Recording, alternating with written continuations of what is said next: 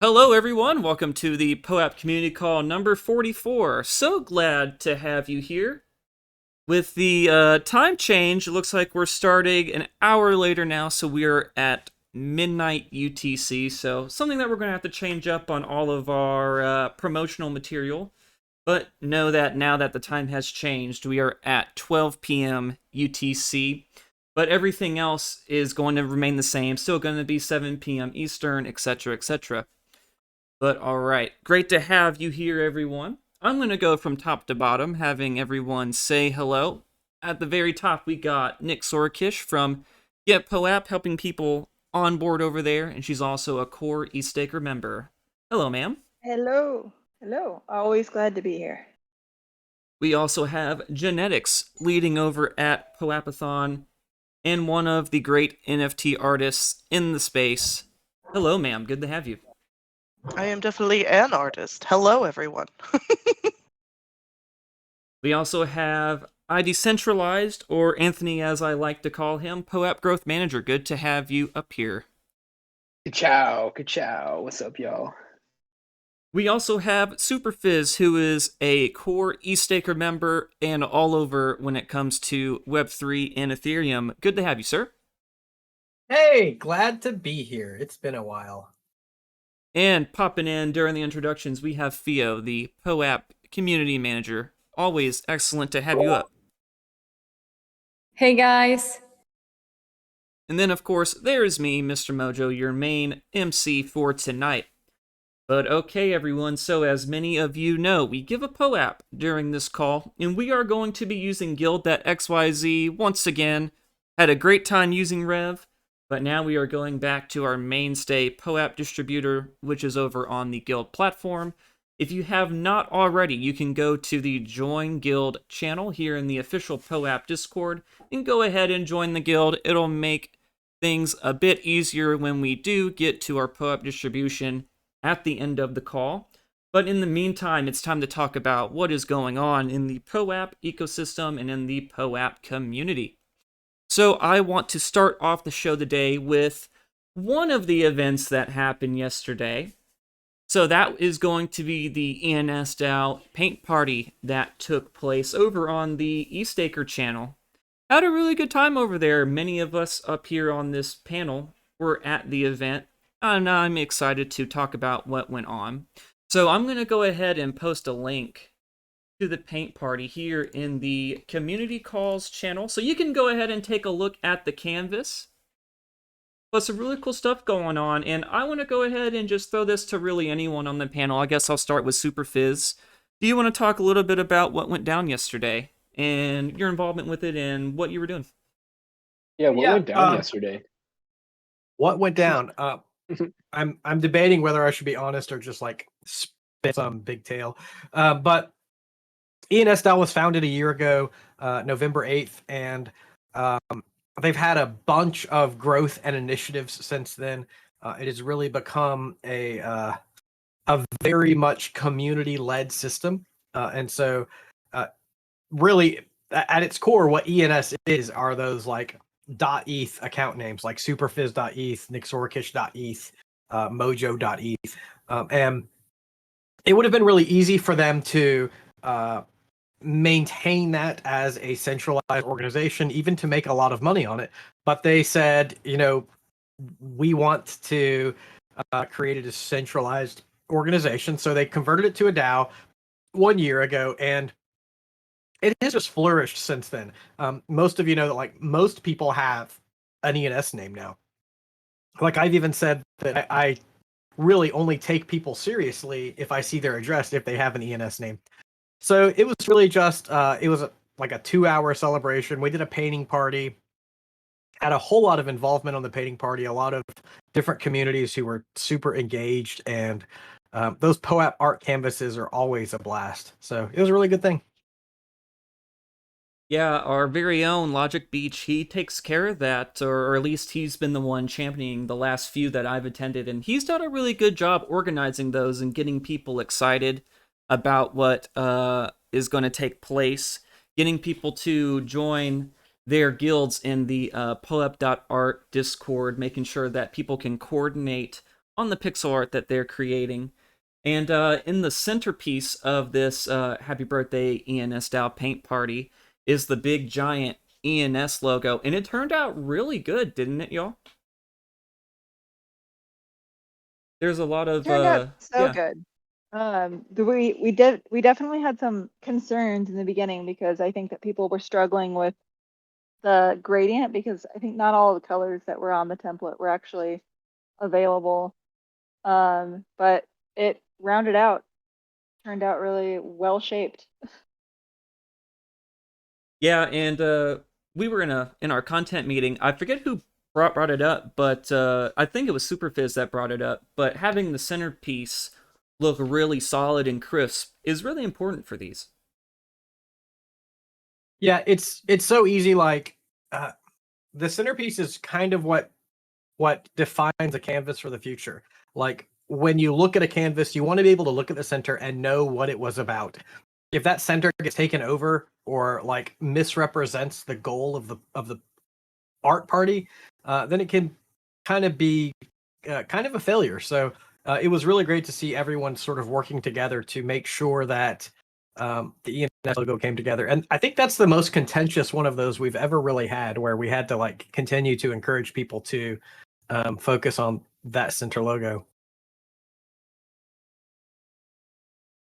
Yeah, I I was think just he did gonna a say that. Oh, sorry, next. I was just gonna say, I think he did a pretty good job of gently guiding people towards helping throughout the call. And I like that the actual final creative or canvas was actually, it just felt like well put together, minimalistic. Isabel told me it was one of her favorites designs, I think of all time. So I mean, there hasn't been a ton of POAP art canvases, but there has, been, I want to say more than 10 or close to 10 at this point. And yeah, I just wanted to say great job on everyone who contributed to the art because it looked really, really good and crisp. Yeah, I thought it turned out really well. And Theo, I want to get your input on this from a community standpoint. How do you view these paint parties that are going on and the collaboration that people are having in them?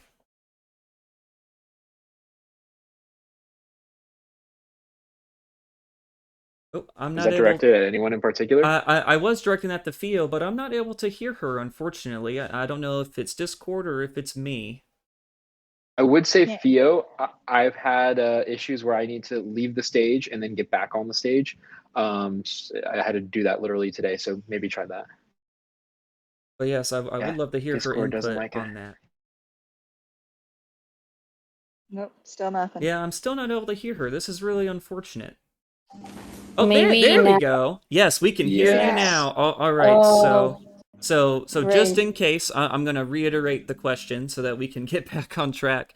But No, we've don't worry. I heard. Oh, or maybe for the audience. Yeah, yeah. I heard. Go So on. the question I was asking is, since you're the POAP Community Manager, having that lens, what is your sort of thoughts or an insight into the community coming together and organizing something like this? I think it's great. People coordinating and gathering, and different communities organizing themselves to create the logos or anything they want to create together for a community is super. It's super exciting. I think it's beautiful to see friends working together, communities coordinating, and it's super important for business or for projects as well. Because if you have a strong community that coordinates and gather together to draw your logo, it's amazing, you know. Yeah, I totally understand where you're coming from with that.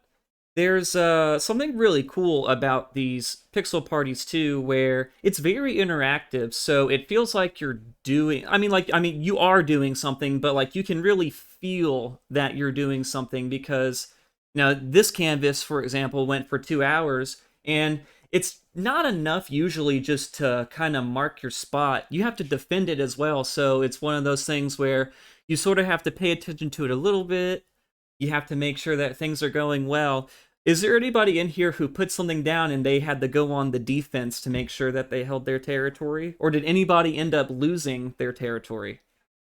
I just want to thank the people who helped me defend Git POAP from turning into Git poop. Oh no. I would also like to publicly apologize to Oops, because I thought I was helping and I ended up actually helping the attackers of Oops's Banana? artwork. Yeah, Nix is a bona fide attacker.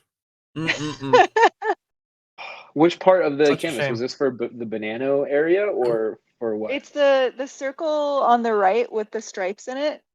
Somebody was Oh, attacking it, and I thought the stripes were supposed to be there. Yeah, so it I was you. I guess the there's like a clover at the bottom left too, and I guess those like factions were fighting each other, and I didn't know what was going on when I came over to help. We Nix have a was like, "Hey, confession. I see some anarchy. I should contribute to that." Yeah. Yeah.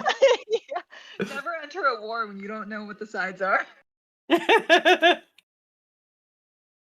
Yeah, I actually I lost my Superphiz. I did it early on and then got distracted by the call and didn't maintain it, and it got wiped. But I did see someone else, thankfully, put it in for me. It might have been Magdalena because she asked me about it later. But whoever did, like, I did get a small presence there, and I'm thankful for that. Do we want to let someone named Santiago POAP up here? I mean, I don't know. Well, so he has been invited, but he hasn't accepted the invitation, so it's on him. Oh, I see. Okay. I've also seen like very generous communities. For example, I participated in a painting party of a DeFi Latam community, and I was painting with the ETH Latam community, and we didn't have a space in the canvas. And there was a community from Argentina, which is called Solo. They have an education project, and they had taken a lot of space, and we asked them if they can give us some space, and it turned that they helped us creating the ETH Latam logo. So I've seen like very generous people, and not only people fighting for the places, but also collaborating and helping others to paint. So it's super nice and super special. I think people and communities collaborating for painting and for putting the logos and everything in the canvas. Which I think that is like the ultimate, that's peak achievement for the POAP canvas, because we always assume that people are going to fight for space, but it's really awesome to see a couple of communities working together to say, we can overlap, or we can, we can work together.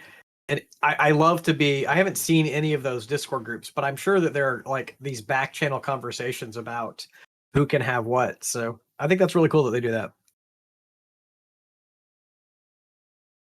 Yeah, it's definitely great to see everyone in the community come together and just have fun interacting with each other and participating in something. It's really what it's all about, right? So for the people who did participate in the ENS style pixel party, if you placed enough, I forget exactly how many pixels you needed to place, but if you qualified, that is the link to go to the POAP.delivery to claim your POAP. So if you were there yesterday, a great opportunity for you to add another POAP to your collection. But all right, so I kind of want to shift into the next topic that we have today. So there was this pretty lengthy article about Web3 credentials and how to sort of shape your on-chain identity. So I'm going to go ahead and link the Mirror article. I'm not necessarily going to go like too in depth and point by point, but there are a few things that we can riff on. So, speaking of things like ENS and of course POAP, these are two kind of specific examples of things that help us create our on-chain identity. And this article talks about other things that can help. So using NFTs to help identify you, soulbound tokens to help identify you, and then like I think VCs or verifiable credentials or something like that. Those are like an off-chain style of credential. But I just want to riff on what are some things that help shape our on-chain identity, and why is that important? And I think, Nix, I kind of want to throw this one to you because you have a lot to say when it comes to protecting your data, owning your data, and I would like to hear your thoughts on something like this.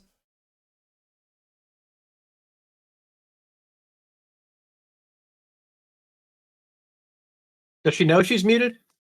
I don't know. I always worry that you guys are going to ask me questions when I walk away really quickly, and luckily I didn't walk away this time, but maybe next Whoa, time. you're walking away? Whoa. Is this You know, about me? sometimes people have to use the bathroom. There's no, that's, you bring a cup. POAP Community Call, only the finest. Sorry, Nix, go for it. Can someone repeat the question? Sure. So, there is this article that was featured in the POAP newsletter. It's on Mirror. It's talking about Web3 credentials and things like that. And one of the more better examples of how we shape our on-chain identity is things like having an ENS domain, collecting POAPs, and I wanted to hear your thoughts on things like the importance of owning your data, having control over your credentials, and maybe some things that you see that can help people shape an on-chain identity. I mean, I've definitely got, it's a really broad topic. I've definitely got a lot to say about the importance of owning your data, owning your identity. It's just everything these days is so invasive. Like things that ask you for your phone number drive me insane because you basically just have to trust people that they won't give away your phone number. Like everybody's mad. Everybody was mad a few years ago when something they purchased online that was related to crypto that got hacked, and it gave away their phone number, and now people get SIM swapped, people get text messages, people get calls, and that's all crypto. Like people trying to scam them with crypto, and it's just not fair that you have to give away that kind of data. And so owning your data and owning your identity is just basically being able to protect yourself.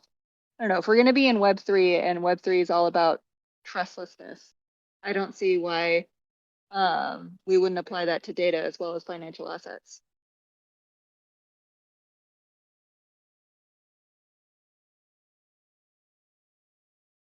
Can any of us just jump in here? Oh, yep, sure. Yeah, Cool. yeah. Go on Yeah, ahead. This is an I'll open jump in. discourse, sir.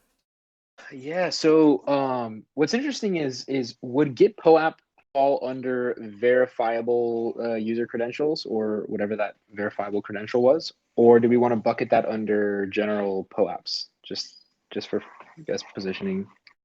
Yeah, I don't know like what technically what the definition of verifiable credentials is. I know that that there are people who like have very strict definitions for those things, and I don't think that Git POAP falls under some people's ideas of verifiable credentials. I'm not really sure. I think that I would have to know exactly what people consider verifiable credentials. Like credential to me indicates that you're credentialed to do something.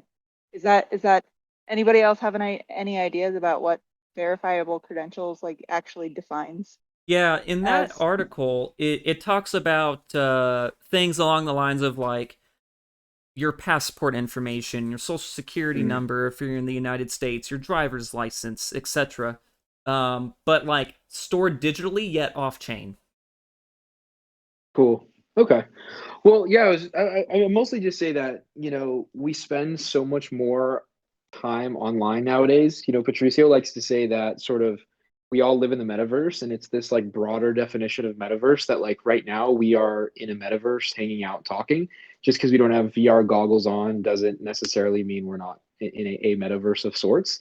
And we really have no way to gauge other people on, you know, find out what their interests are, how trustworthy they are, you know, what they do, or anything like that. And I think POAPs are so valuable because it's finally this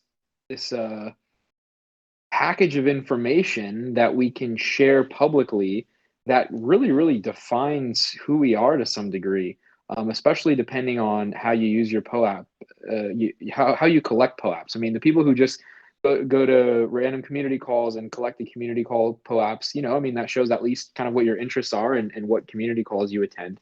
But I think the people who are really using POAPs in other ways, I mean, when they go travel or when they attend a wedding or they have an inside joke, like whoever attended the ultrasound money celebration or ceremony that we had yesterday, I think these like really tell a lot about people. And I'm just excited for as these social platforms mature or metaverses mature, I just really hope they all integrate POAP into your profile so you can quickly gauge people, and just get more information other than just maybe their ape profile picture or the picture of their face. Yeah, it's something a great point that you bring up, and that's why I think POAPs are so cool when it comes to things like on-chain identity, because POAPs really do show like more of who you are, right? For example, my POAP collection, and probably the POAP collection for everybody up here on this panel at least, our POAPs are a reflection of who we are. It shows the things that we attend, the things that we're involved with, and the things that we care about. So being able to say, check out my POAP collection and you're going to learn more about who I am, it's a really neat idea and something really integral in actually helping shape what we can see about ourselves through this Web3 space. I also think it's I really profound. liked. Go ahead. Go ahead. I was saying I really liked. I think it was Kevster's product, the POAP Meet, like where you could compare your wallet with someone and find out what POAPs you have in common. That to me is like as we go forward, as our community grows, I think that is going to be like a huge thing. I think I initially called it POAP dating because like if you meet someone like you want to know what you can talk about. And so imagine like going to conferences and just saying, well, wow, we both go to the POAP community call. Or like, yeah, we're both interested in Giveth or whatever. It's kind of a neat way to just sort of identify your shared interests. So I really think Yeah. we'll see a lot more of that moving forward. I think that if we've learned anything from the last 20 years of being on the internet, especially Web 2, we have learned that one of the most valuable things is a large set of data. And the more we create things that aren't technically verifiable credentials like POAPs, the more we create this data set that verifiable credentials can be derived from. So like if I have a bunch of Git POAPs that say that I have worked in the Rust language and I've worked on this many projects and I have like this tier of Git POAP, maybe you could issue a verified credential based on that. Maybe you could have a governing body that has some standardized, that has some standards that they can issue based on things like that. I look at this Gitcoin passport, and I think like it's not necessarily about. I think verifiable credentials are more about degrees of certainty than yes or no. And like, if you have a high enough degree of certainty that something is real, then you can trust it. But I love the whole aggregate idea of this Gitcoin dashboard because of the Gitcoin passport, because you have to have like a bunch of different inputs to create what would be considered a verified credential, because those inputs come from so many diverse sources that it's somewhat impossible to spoof them. Exactly. We're basically creating the same entities who create these standards, except that we're doing it in a trustless way. Like you can actually verify that these are the things, and you don't have to trust some governing body who says, yes, they did go through our program, and yes, our program is reputable. And so this is how you see, they just say, yes, they've met this threshold, and you can see right here all of these things that let them meet this threshold.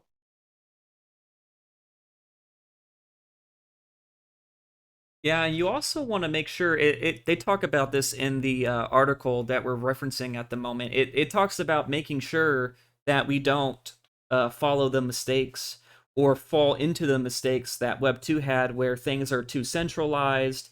You have to trust where the credentials coming from.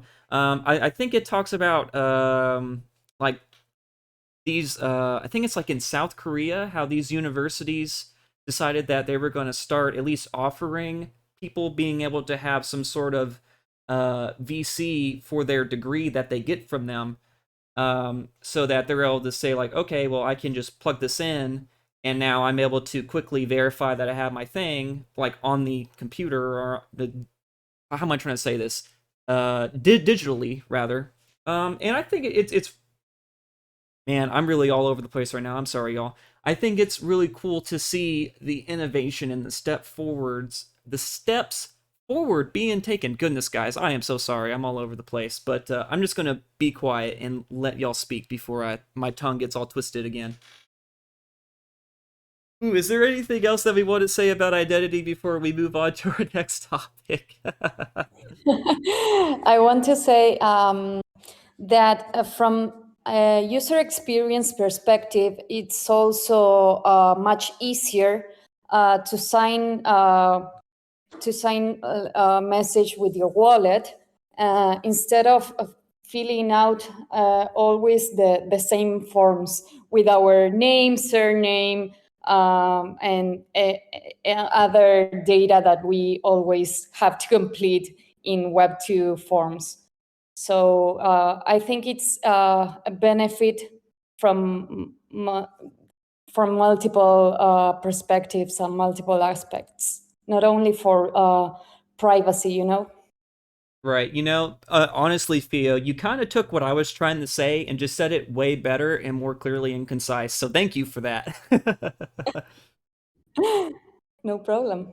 But all right, any final words before we move on to Superphiz and Nixo talking about ultrasound ETH? Nixo, are you here? Have you stepped away again? Here. She's looking at ultrasound.money website. I have been watching Dude, it all I day bet we're today. It is yeah. Gas it is is high. wild. Like it's the one good thing that has happened today. We're down negative 3,700 ETH since the merge. I is burned at somewhat- least $30 today in gas, so you guys can thank me. It's somewhat possible that we will never go back. Like you never know, but that would be just so awesome if we never go back to positive issuance.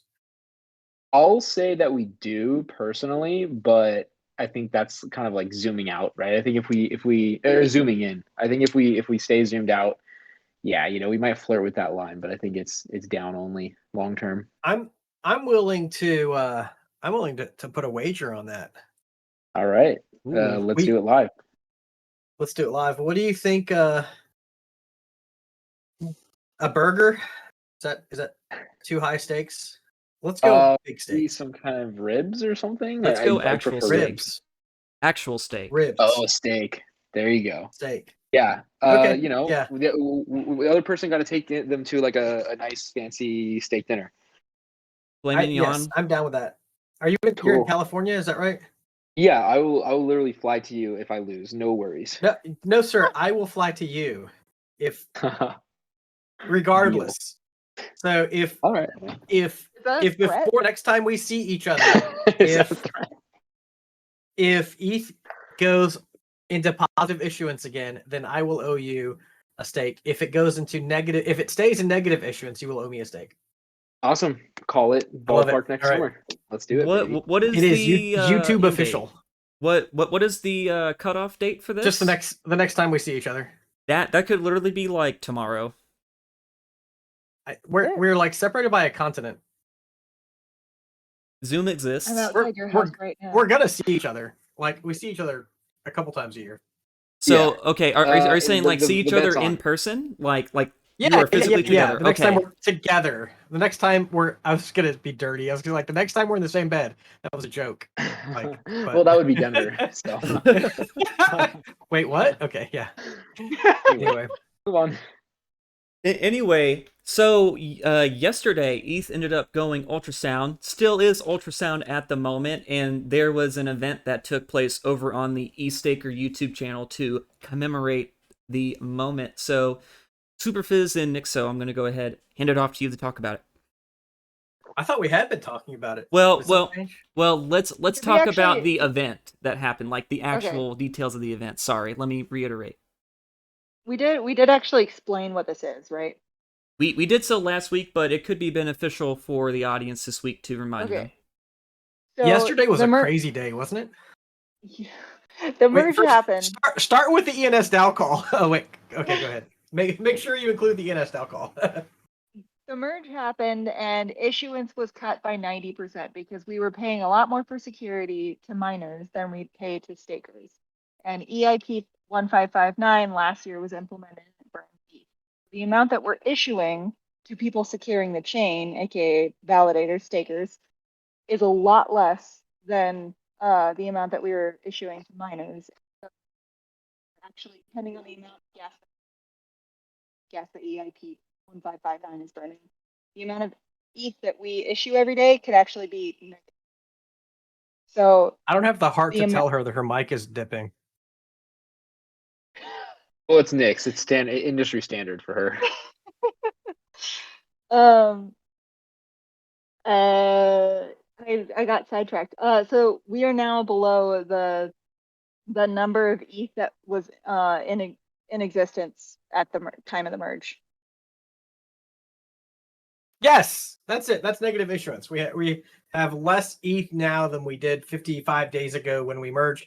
This is the first sustained time in the history of Ethereum where we are burning more ETH than we're minting. And so that is negative issuance. It is what Justin Drake would describe as ultrasound money.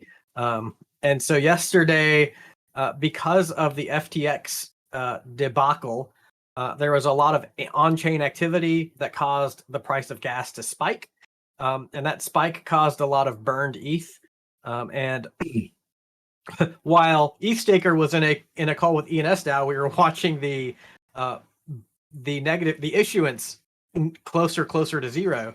And so as soon as we got off the ENS DAO call, we fired up the ultrasound.money call and watched ETH issuance go negative. You can see it on the ETHstaker YouTube channel.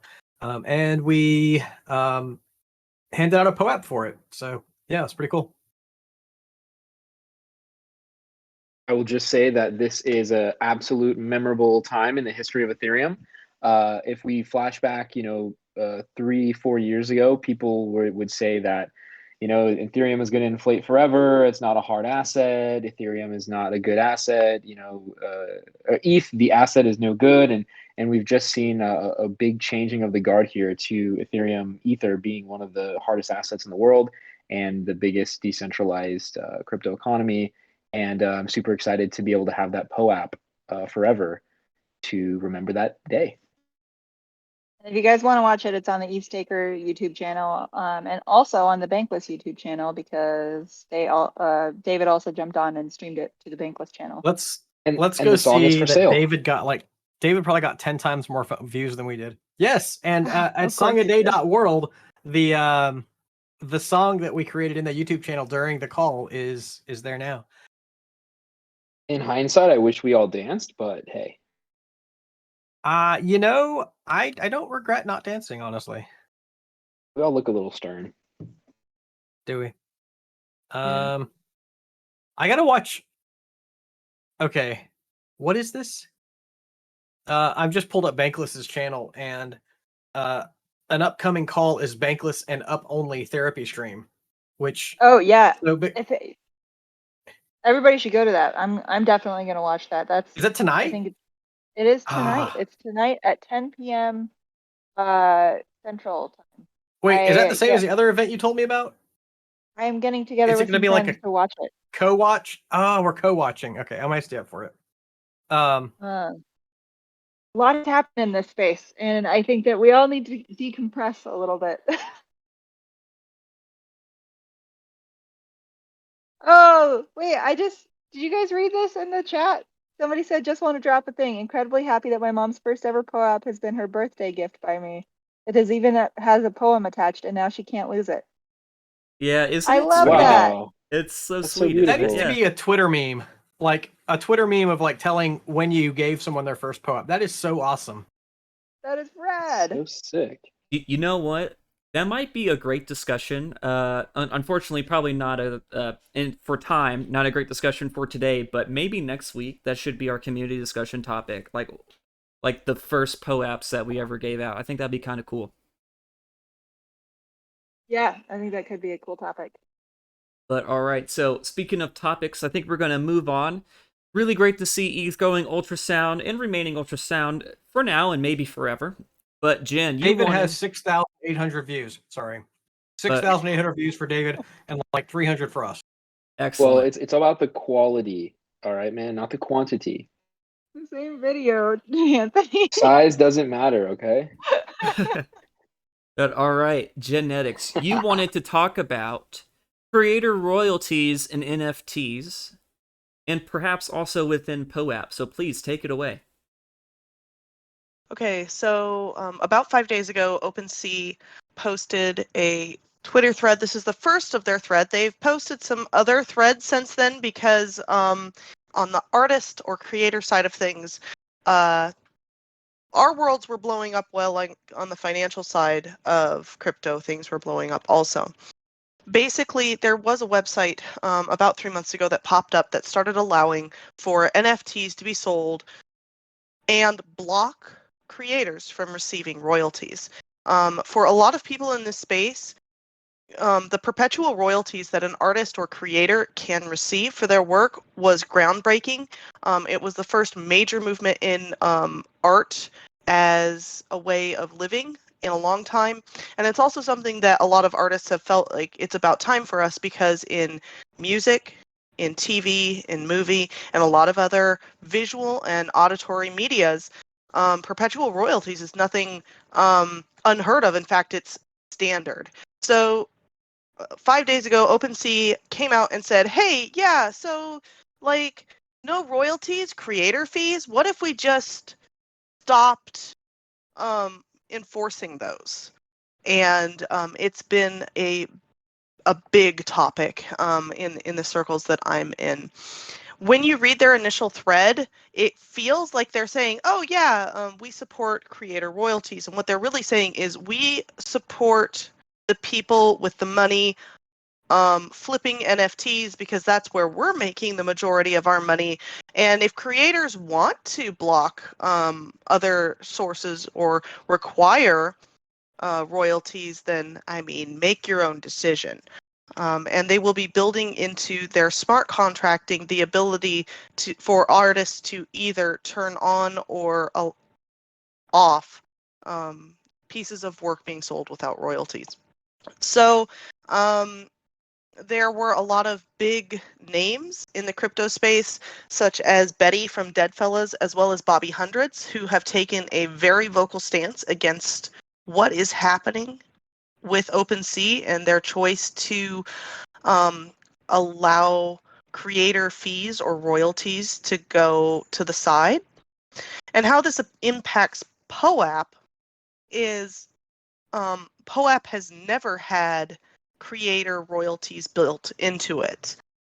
Mainly that's because POAPs are not something that are supposed to be sold or traded between individuals. They're really supposed to, be a proof of attendance that you went somewhere and it stays in that wallet. However, we all know POAPs do get bought and sold, and when they are, the creator of that POAP doesn't get any of those royalties or fees. And so it's something that is an interesting topic for us to talk about in the POAP community, and especially from the side of POAP collectors, as well as the artists and communities that are creating the art behind these. Oftentimes that does cost a fee, because artists deserve to eat as well as everybody else. So that's what's going on right now, and I'd love to hear what y'all are thinking and feeling. Yeah, I think so. That was a really great overview and a great back story, because not a lot of people are probably even aware. So good job explaining from a cultural perspective, but then also like literal hard evidence of what's going on right now. I think this is basically like an exercise in the social layer.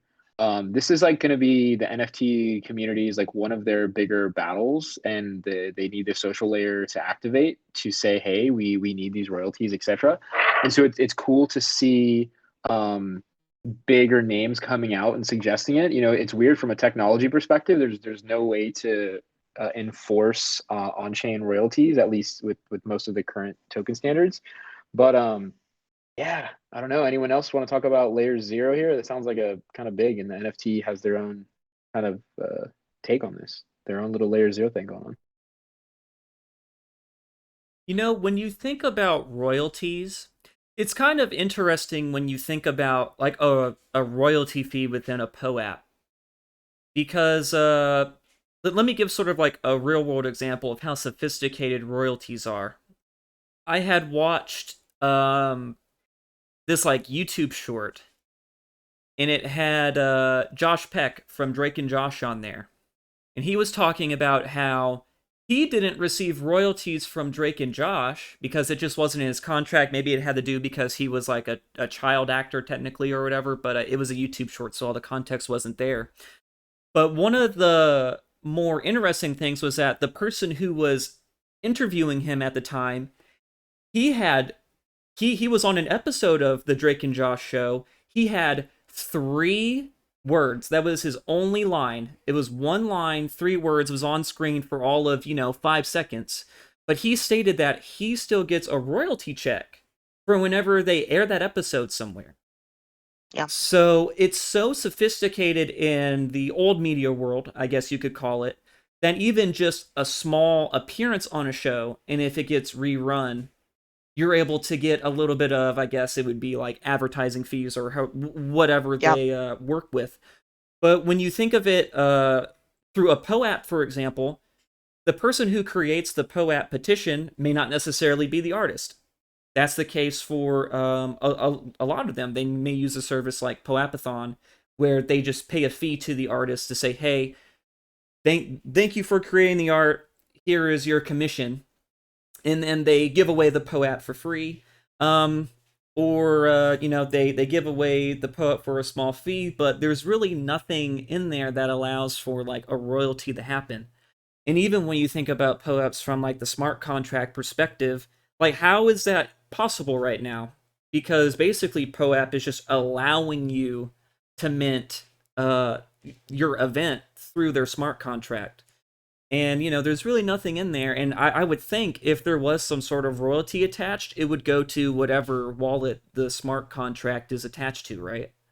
So it's Absolutely. kind of a really weird dynamic. So when we look at these bigger projects, such as Dead Fellas and Dead Friends and the Hundreds and their new collection that was supposed to be launching tomorrow, which they have pulled the plug on, which is Bad Adam, anyway, the name of it is Bad Adam. There are whole teams behind these projects, right? And so they built their whole model on how to pay these teams to continue the projects going on royalties, on those secondary sales, and on the belief that as things continue to be sold for more than their initial mint cost, they would continue to be able to pay the people underneath that project. And the same thing for like an individual artist, having a little bit of a secondary income stream in addition to what you're doing full time is really good, because for an individual artist, when you don't have the ability to work because you're sick, because something in your life happens and you're just not able to, those secondary income sources such as royalties are pivotal to keep going.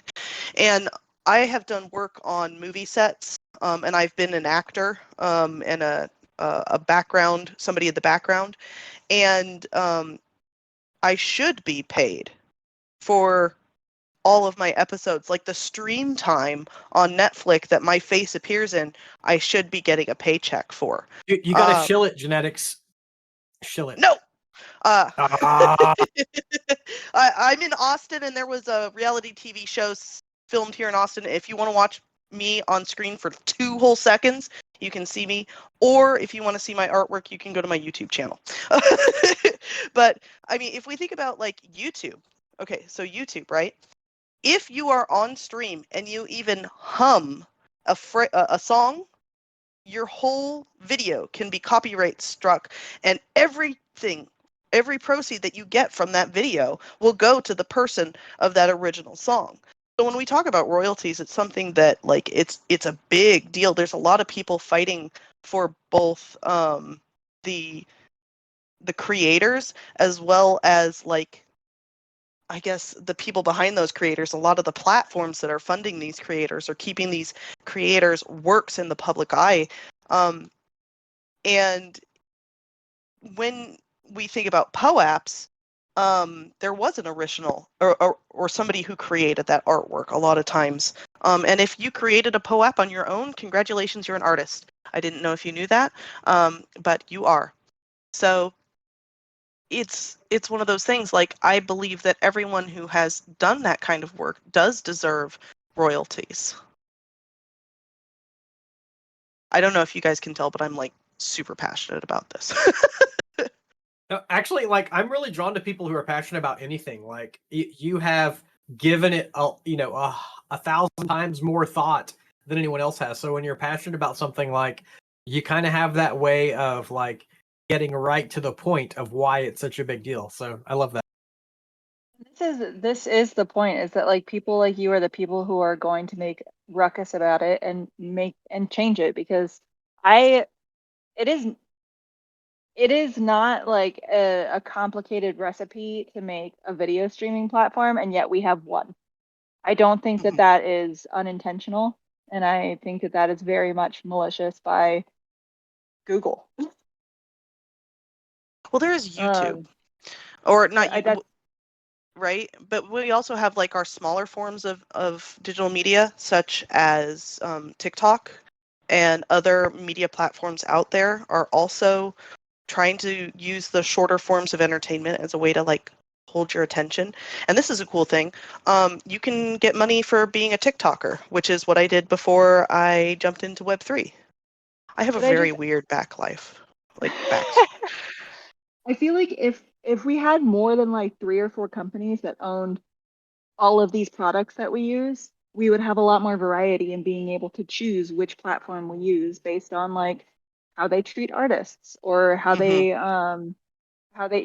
basically just how they treat the content creators. Yeah, absolutely.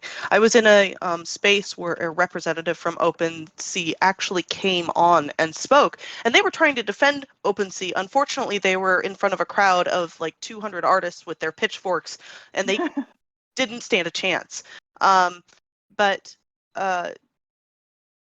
Oh God, my whole line of thought just ended right there. It just I flew love out the when that window. happens.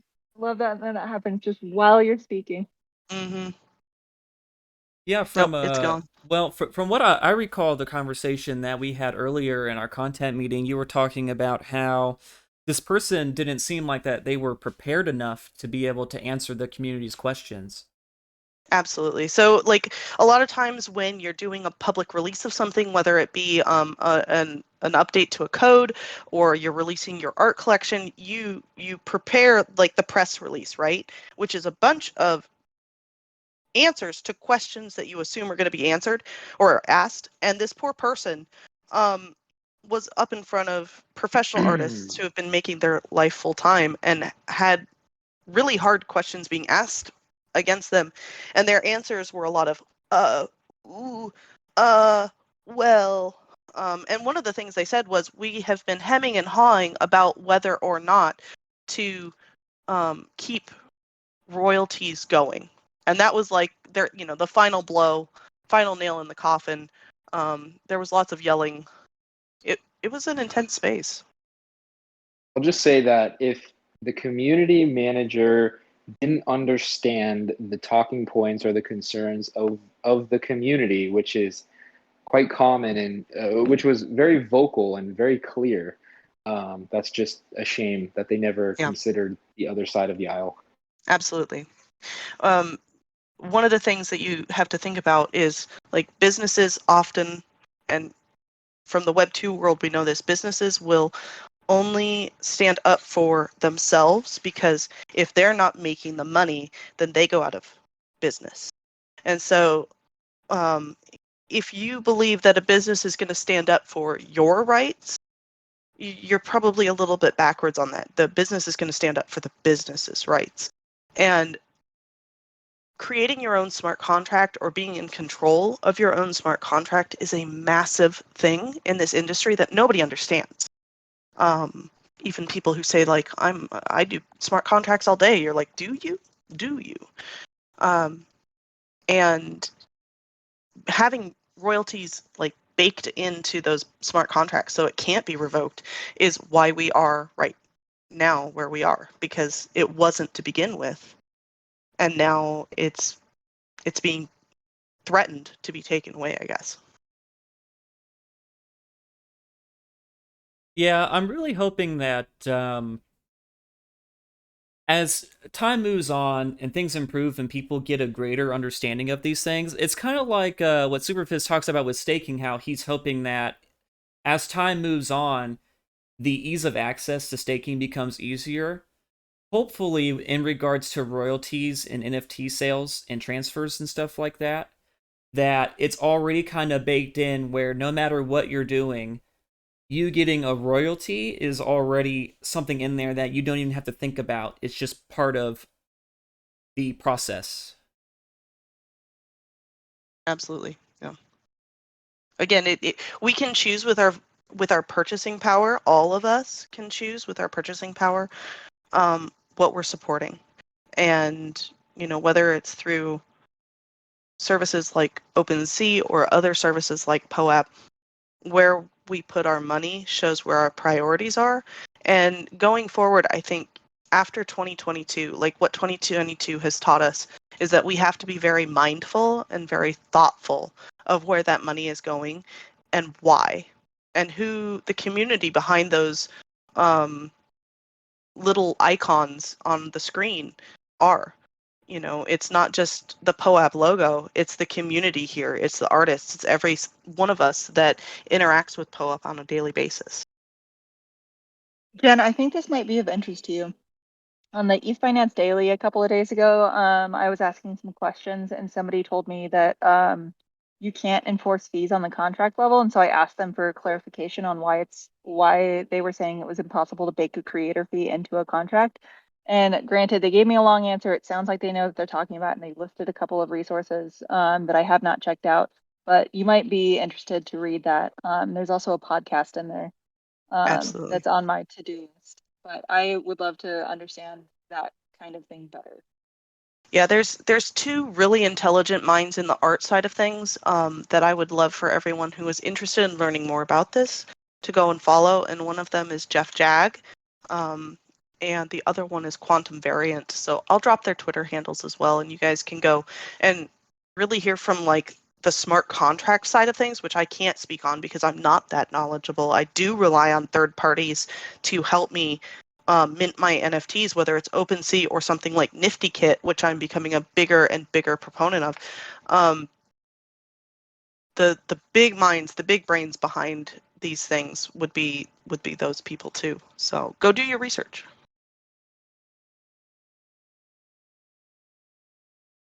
All right, I'm going to say that is well said, because I think it is well said. It's important to look at these resources, really understand exactly how things work so that you can pinpoint what needs to change in order to have meaningful change, I guess. I don't want to use the word change twice, but ended up doing it there.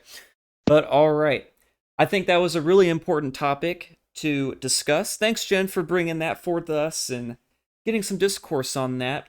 So we do have about, my timer says we got about 6 minutes left, so I think we're going to jump into our community discussion to end off tonight. So I wanted to talk about POAPs being given in non-Web3 spaces. So this is basically thinking about what are some things that we can do that are easy ways to ease into giving POAPs at non-crypto events. So some examples that I had wrote down in our show notes tonight was things like a concert, going to a tech expo, There are some non-Web3 brands that are using POAPs right now. But are there any thoughts and ideas how we can help push POAP into more of this like outside world? One of the examples that I can think of, which I think I'm going to end up doing this. I am getting married next year, and I'm thinking, why not in like my save the date? Like the save the date invitation has a link to a POAP where it's just like, I was invited to Mr. Mojo's wedding or whatever. And you kind of hand that out. Or even in the same vein of that thought, Superphiz did this last year. He gave a Christmas card. And attached to that Christmas card was a POAP. That's really cool. Pretty much saying, And hey. I'm doing it again this year. Yeah, Can't like. wait. Maybe I'll get one this year. Sheesh. Like a. Oh, yeah, like, man. Shipping to California, it's cost prohibitive. Those POAPs are expensive, man. But we sent, I think, 150 Christmas cards, and I want to say like 15 were minted, which is good. Not bad. But most of them were, maybe all of them were people who already knew what was up.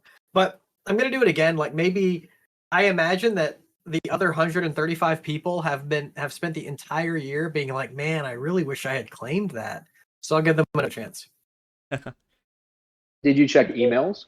Yeah, I was about to ask that if you checked emails. How many people received their email? I don't know how you can check that? I know someone. Oh. I'm sure none of them, but yeah. We have our resources here.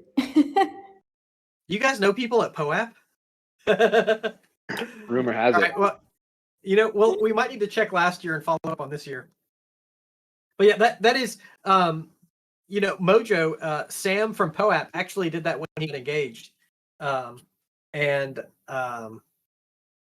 is a cool thing to do. And celebrating family events with a POAP. And, I want to say, I was speaking with Prof. Werder, and she said that I don't know how weird this is, but that there was a funeral and they gave out a POAP, like she did, which I found very interesting. Like it is kind of a memorable thing. You can also sort of maybe celebrate that person's life in the POAP, where maybe like a obituary is like the text of the POAP. It's kind of an interesting thought, because whenever we think about POAPs outside of Web3, you say to someone, hey, I have this this POAP for you, and they kind of ask you, well, what is that? What is it even used for? Like, I'm not even into this stuff. So really trying to think about ways where you can actually make it exciting for them to want to mint it, or at least in a way where it makes sense to sort of attach it to that thing that you're doing. Those are the sort of ideas that I think are going to help push POAPs into more of the real world. I really look forward to the teenagers getting a hold of this. Like, I have tried a few times to convince a few teenagers to latch on and distribute them, because it's essentially free for them. So if they decide they want to do it, like, why not? But the couple that I have introduced to it have not really latched onto the idea. But I'm going to keep trying to find the right teenager to like develop these things. Yeah, I like normalizing, as you might see with it if a teenager adopted it. I just like normalizing using POAP for not only like the most memorable events, but yeah, I mean things that are memorable. Like if there's a really funny inside joke or something like just like really cool happens that you want to remember, I issue POAPs all the time. And I just think that we need to normalize using it more frequently. And I kind of the early adopters that I've seen are the music industry and the fashion industry. A lot of musicians are already have been issuing POAPs. And what's up, Tangle? I see you on stage. What's going on, man? Hey, buddy. Yeah. No, just wanted to come in here with like IRL event like this. It was great to hear that, like, the wedding idea. My fiance and I have already discussed that and are planning to do the same. So glad that there's others out there that are thinking about wedding POAPs. That's sick. And then other things too, like I'm pretty involved in hackerspace, and like we're having events all the time, and whether it's different talks that are may or may not be Web3 related. But yeah, each of those, like being able to have events or having POAPs for that, and like now with like the IYK and like those kind of like easy accessible things for people to like be able to tap and essentially claim their POAPs from, just having things like that. So even if it is like, hey, did you one that could just be sitting there for like, hey, I've come to the space, I've actually been in this hacker space, I've actually been here. That's like a cool one to have constantly going. And then if each of the events that are going on, maybe that's like 50 people, the first 50 people that come are able to mint one or something like that. That having, like I say, just that easy access with the IYK. So yeah, thankfully Bogan was able to like get a couple of IYK cards from other parties. Yeah, being able to like use those, like have those kind of like like mounted on a laminated piece of paper or something that change the name of it each time and tap there, and people that want to kind of learn about POAP each time have that as a way for them to learn about this, even if it is like not Web3 related. I mean, even Bitcoiners and things like that could be having a meetup and kind of pill them on this whole Web3 idea too. Yeah, I think you're bringing up a good point, because I feel like the presentation, or how you're presenting this POAP to someone, especially in a non like Web3 environment, like you go up to your mother and be like, "Hey mom, mint my POAP." Yet my mom isn't like super tech savvy, so having a device like an IYK card where it's like, okay, hey, just tap it on your phone, and now she's able to easily mint her POAP. Like things like that are very important. So Tangle, thank you for bringing something like that up. But we are coming to the end of our time. In fact, we're about a minute and a half over. So I do want to go ahead and wrap up. I want to go ahead and say thank you to everybody for all the great conversation that we had today. Always a wonderful time to be able to come here and talk about POAP every Wednesday at 7 p.m. Eastern Time. But all right. So, as I said earlier at the beginning of the show, we are back to using guild.xyz. So you want to go over to the Join Guild channel and go ahead and join the guild. You will get the guild door role. I'm going to go ahead, I'm going to send this thing here. It needs to go to the Join Guild. There we go. All right. And I'm going to send this now. All right, so much like our other POAPs on the guild platform, you will need to send a dollar transaction, whether it be about $1 worth of Matic, or 1 USDC, or 1 DAI. The only transaction, I should say, the only network it's on at the moment is on Polygon. Hey, ETH, like Gwei on mainnet is kind of high right now. Didn't want to pay like $20 to set up the vault, so hey. So yes, it Sir, is. we are trying to go ultrasound here. Well, hey. I think it's going pretty well so far, but all right, everyone. Again, it's going to be on the Polygon network this week. That's about $1 worth of Matic, or $1 of USDC or DAI. Again, thank you so much, everyone, for being here. Always appreciate you coming. We will see you next week. Thanks, everyone. Bye, everyone. Thank you guys. Looking forward to my steak dinner. Bye Superphiz. Bye Mojo. Bye Theo. Bye Jen. Bye Nix. Bye Tangle. Love you guys. Ciao. So Bye, ciao, ciao. everyone. Keep laughing. Ciao.